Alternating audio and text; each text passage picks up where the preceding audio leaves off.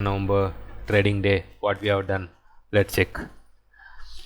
We were waiting for Nifty 23,300 or 23,500 to broke either side. ஏதாவது ஒரு சைடில் வந்து உடையணும்னு வெயிட் பண்ணோம். மார்னிங் அவசரப்பட்டு ட்ரேட் எடுக்கலை.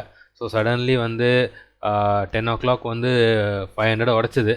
So we wented in the trade and enter ஆனோடனே I put the stop loss at the cost because it went higher and suddenly cost to cost we suddenly reverse and cost to cost we exited.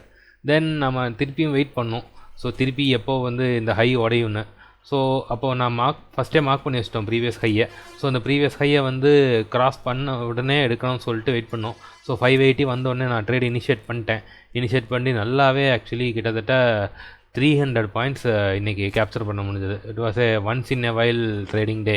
எல்லா நாளுமே இதே மாதிரி இருந்தால் நல்லா தான் இருக்கும் for bulls and all.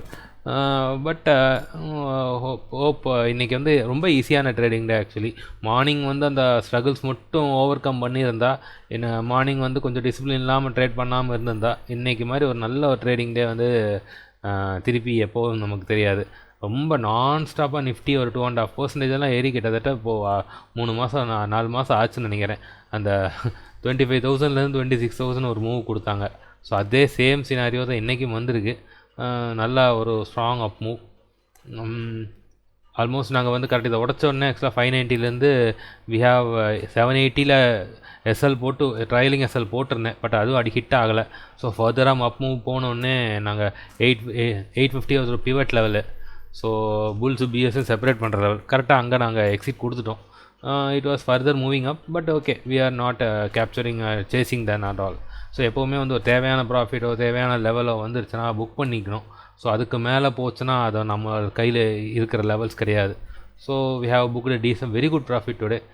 So இன்றைக்கி சொல்கிறது இல்லை, ஒரு ட்ரேட் எடுத்தாவே அது ஹோல்ட் பண்ணாவே இன்றைக்கி வந்து சூப்பர் டே.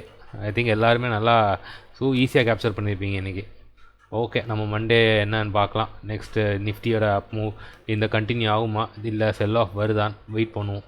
24,000க்கு மேலே வந்து டெய்லி க்ளோஸ் கொடுக்கணும். அப்போ தான் வந்து புல்ஸ் ஆர் பேக்னு நம்மளால் எடுத்துக்க முடியும். Let's see on Monday. By.